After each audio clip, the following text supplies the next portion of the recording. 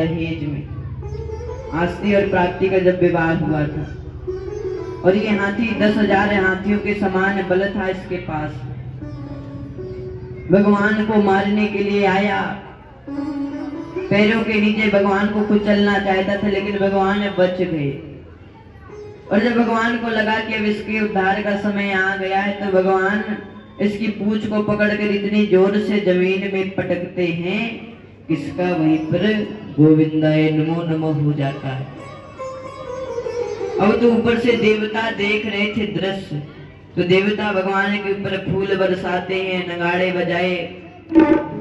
अरे भगवान यहाँ से आगे गए तो मुष्टिक और चांडूर का उद्धार करते हैं। ये दोनों भगवान को युद्ध के लिए ललकार रहे थे, लेकिन दोनों सोचते हैं कि अरे यदि हम इनसे युद्ध करेंगे तो प्रजा हमें गालियां देगी, कितने बड़े बड़े पहलवान हैं और छोटे छोटे बच्चों से लड़ाई कर रहे हैं, लेकिन महाराज कंस का आदेश। तो भगवान रणभूमि में आए, इन दोनों को भगवान ने मार दिया। कंस भी ये दृश्य देख रहा था ऊपर चढ़े महल से। कंस आया उतर करके भगवान से युद्ध करने तलवार लेकर। तो भगवान और इसका बड़ा ही रोमांचक युद्ध होने लगा। बहुत देर तक भगवान का युद्ध चला, और जब कंस भगवान के ऊपर प्रहार करना चाहता था, तो भगवान ने सोचा कि अब इसके पापों का घड़ा भर गया है, तो अब क्यों ना इसका उद्धार कर दिया जाए। क्योंकि जिन जिन का पाप का घड़ा भर जाता है ना, तो भगवान उसका उद्धार करने अवश्य आते हैं। तो भगवान ने कंस का उद्धार किया। कंस का पाप का घड़ा भर गया था। कंस को भगवान ने पकड़ लिया, रणभूमि में दे मारा, और उसकी छाती में इतनी जोर से लात मारी कि उसके प्राण पखेरु उड़ गए, लेकिन उसके शरीर से दिव्य ज्योति निकलती है, जब भगवान के चरणों में लीन हो जाती है। बोले भक्त वत्सल भगवान की। और भगवान कंस का उद्धार करते हैं। गए जेल के भीतर जहां माता पिता थे, माता देवकी और पिता वसुदेव को कारागार से छुड़ाए। वसुदेव जी को मथुरा का राजा बना दिया, उग्रसेन को भी छुड़ाया। और भगवान यहाँ से जाते हैं, लेकिन जो भगवान ने कंस का उद्धार किया था, तो उसकी पत्नी थी अस्ति और प्राप्ति, और ये पुत्री थी जरासंध की। तो जरासंध बड़ा क्रोधित हो गया और भगवान के ऊपर मारने के लिए अश्वरोहिणी सेना लेकर के आया, और भगवान इसे 17 बार हरा देते हैं, लेकिन भगवान इसको हर बार हरा दिया।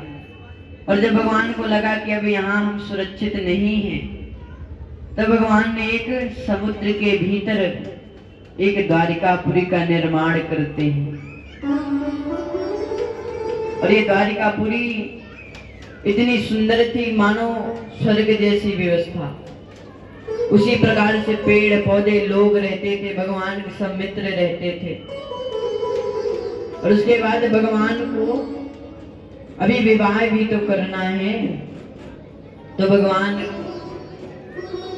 जब माता रुक्मिणी का विवाह, उसका भाई रुक्मी था। रुक्मी भगवान को तो जानता था, लेकिन भगवान से पुरानी मित्रता नहीं थी, बल्कि दुश्मनी थी। अब तो रुक्मी ये जानता था कि मेरी बहन से प्रेम करता है, इसीलिए भगवान को मारने आया। भगवान ने इसे भगा दिया।